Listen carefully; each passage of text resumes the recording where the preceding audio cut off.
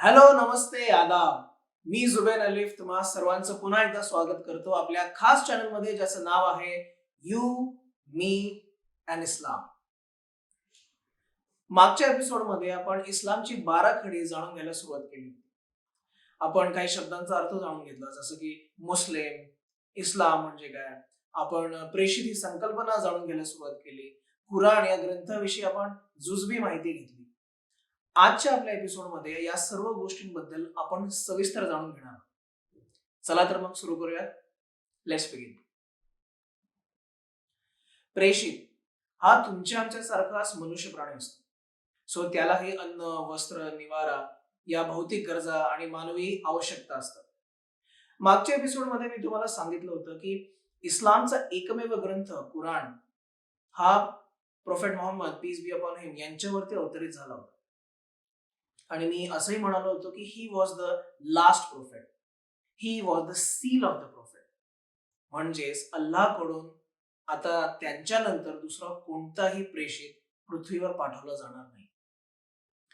आता प्रोफेट मोहम्मद हे जर शेवटचे पैगंबर होते, शेवटचे प्रेषित होते, याचाच अर्थ त्यांच्या आधी अनेक पैगंबर होऊन गेले. आणि त्या बऱ्याच पैगंबरांबद्दल आपल्याला कुराणमध्ये वाचायला मिळतं. उदाहरणार्थ इब्राहिम अलैहिस्सलाम, ईसा अलैहिस्सलाम, मूसा अलैहिस्सलाम, दाऊद अलैहिस्सलाम एक्सेट्रा. या अनेक पैगंबरांबद्दल कुराणमध्ये आपल्याला माहिती मिळते. आपल्याला असंही जाणून घ्यायला मिळतं की जवळपास पहिल्या माणसापासून किंवा पहिल्या पैगंबरापासून शेवटच्या पैगंबरापर्यंत जवळपास 1,24,000 पैगंबर अल्लाने या पृथ्वी तलावर पाठवले. आता सर्वात पहिल्यांदा मानवाची जेव्हा निर्मिती त्या निर्मात्याने, त्या अल्लाने केली, तेव्हा सर्वात प्रथम जो माणूस अल्लाने बनवला त्याचं नाव होतं आदम. आणि पहिली स्त्री त्याने तयार केली, तिचं नाव होतं हव्वा, ज्यालाच इंग्लिशमध्ये आपण ॲडम अँड ईव या नावाने ओळखतो. अशा ही नावं प्रचलित आहेत. सो आदम अलैहिस्सलाम हे पहिले पैगंबर होते. ठीक आहे. आता त्यानंतर अनेक पैगंबर होऊन गेले. त्यापैकी काही खास आणि प्रमुख पैगंबरांना अल्लाने कुराण या शेवटच्या पवित्र ग्रंथामध्ये स्थान दिलं. आणि या वेगवेगळ्या पैगंबरांना अल्लाने वेगवेगळ्या काळामध्ये पृथ्वी तलावरती पाठवलं होतं. आणि त्यापैकी काही पैगंबरांवरती काही ग्रंथ देखील रिव्हील केले होते किंवा अवतरित केले होते. उदाहरणार्थ दाऊद अलैहिस्सलाम यांच्यावरती जबूर नावाचा ग्रंथ अवतरित झाला. त्यानंतर मूसा अलैहिस्सलाम यांच्यावरती तोरा नावाचा ग्रंथ अवतरित झाला. ईसा अलैहिस्सलाम यांच्यावरती इंजिल नावाचा ग्रंथ अवतरित झाला, ज्यालाच ख्रिश्चनिटीमध्ये बायबल म्हणतात. आणि सरतेशेवटी अनेक वर्षानंतर अल्लाने प्रोफेट मोहम्मद सल्लल्लाहु अलैहि वसल्लम पीस बी अपॉन हिम यांच्यावरती सर्वात शेवटचा ग्रंथ अवतरित केला, तो म्हणजे दिव्य कुराण. आता आधी जे पैगंबर होऊन गेले ते आणि प्रेषित मोहम्मद सल्लल्लाहु अलैहि वसल्लम जे शेवटचे पैगंबर होते, या दोघांमधला एक शेवटचा एक महत्वाचा फरक मी तुम्हाला सांगतो. जे जे आधीचे पैगंबर होऊन गेले आणि त्यांच्या काळात जे जे ग्रंथ अवतरित झाले ते त्या त्या काळातल्या समाजासाठी, त्या काळातल्या लोकांसाठी मर्यादित होते. पण शेवटचे प्रेषित मोहम्मद सल्लल्लाहु अलैहि वसल्लम यांना अल्लाने संपूर्ण मानवजातीच्या कल्याणासाठी आणि लोकांना मुक्तीचा मार्ग दाखवण्यासाठी या पृथ्वी तलावर पाठवले. म्हणूनच कुराण हा ग्रंथ सुद्धा जो त्यांच्यावरती अवतरित झाला, तो फक्त मुस्लिम व्यक्तींसाठी नसून सर्व व्यक्तींसाठी, या पृथ्वी तलावरच्या सर्व लोकांसाठी कुराण हा ग्रंथ अवतरित झाला. म्हणजेच प्रेषित मोहम्मद पैगंबर हे फक्त मुस्लिम व्यक्तींचे पैगंबर नसून हे सर्व मानव जातीचे शेवटचे प्रेषित किंवा पैगंबर आहे. कुराण हा ग्रंथ संपूर्ण मानवजातीसाठी अवतरित झाला, ज्यात अल्लाने जो संदेश दिला आहे तो संपूर्ण मानवजातीसाठी या पृथ्वी तलावरील शेवटच्या माणसासाठी देखील लागू होतो. का?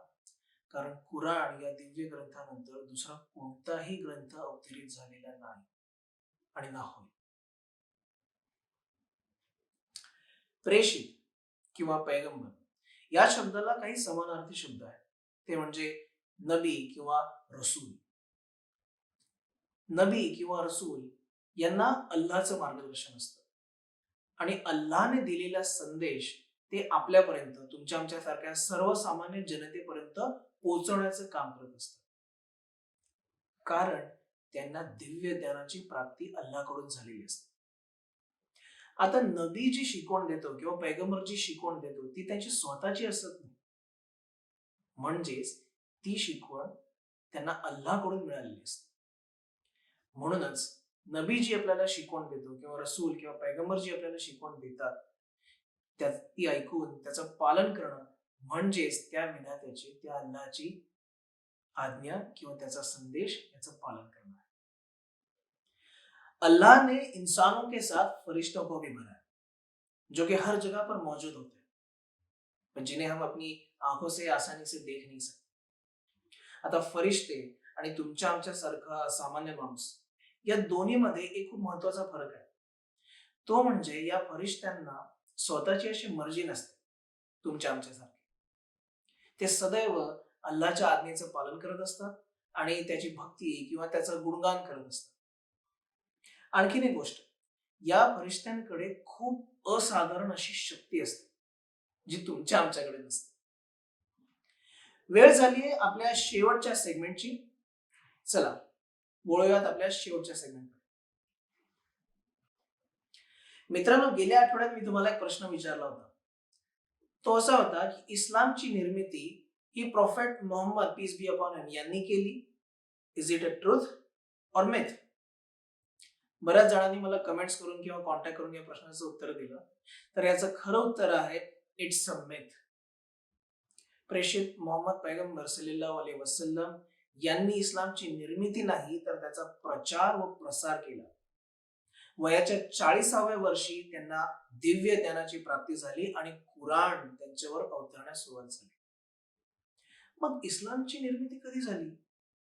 तर याचं उत्तर आपल्याला कुराणामध्ये मिळतं. सूरे निसामध्ये, चॅप्टर निसामध्ये अल्लाहने सांगितलं आहे की जेव्हा पहिल्या मानवाची निर्मिती झाली, आदम अलैहिस्सलाम यांना जेव्हा पृथ्वीवर पाठवलं गेलं, याचे आपल्याला दाखले मिळतात. तेव्हापासून आपल्याला इस्लाम या या धर्माचं अस्तित्व जाणून घ्यायला मिळतं.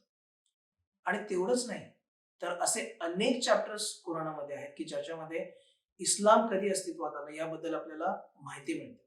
नॉट इव्हन की जेव्हा पहिला माणूस पृथ्वीवर पाठवला गेला, इव्हन बिफोर दॅट, म्हणजे जेव्हापासून या पृथ्वीची निर्मिती झाली, ये सूरज, चांद, तारे, पेड़, बारिश, समंदर, पानी, झरने, जब से इन सबका निर्माण हुआ तब से इस्लाम वॉज इन टू एक्झिस्टन्स. कारण या सगळ्या गोष्टींची माहिती आपल्याला कुराणामध्ये वेगवेगळ्या सूर्यामध्ये, वेगवेगळ्या चॅप्टर्स मध्ये जाणून घ्यायला मिळते. सूर्य अल बकरा, सूर्य रहमान, सूर्य अल इम्रान, सूर्य नाहल, सूर्य कसस, अशा अनेक चॅप्टर्स मध्ये या गोष्टींबद्दल सांगितलं गेलेलं आहे.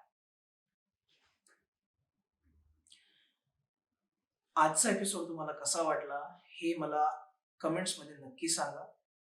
आणि तुम्हाला आवडलं असेल तर तुमच्या फ्रेंड्स आणि फॅमिली मेंबर्स पर्यंत जरूर पोहोचवा. आणि आजच्या आजचा प्रश्न विचारलाच नाही मी तुम्हाला. आजचा प्रश्न, तुम्ही मीडियामध्ये अनेकदा हे शब्द ऐकले असतील, मुफ्ती, आलिम, हाफिज, कारी. हे एका शब्दाचे समानार्थ आहेत की हे वेगवेगळे शब्द आहेत, यांचा वेगवेगळा अर्थ आहे? Find out and tell me before the next episode. तोपर्यंत अशा योग्य गोष्टी जाणून घेण्यासाठी, इस्लाम बद्दल योग्य माहिती जाणून घेण्यासाठी पाहत राहा आपलं चॅनल आणि सबस्क्राईब करा जर तुम्हाला योग्य माहिती जाणून घ्यायची असेल तर. यू, मी अँड इस्लाम. जपूयात तुमच्या आमच्यातली माणुसकी. जय हिंद.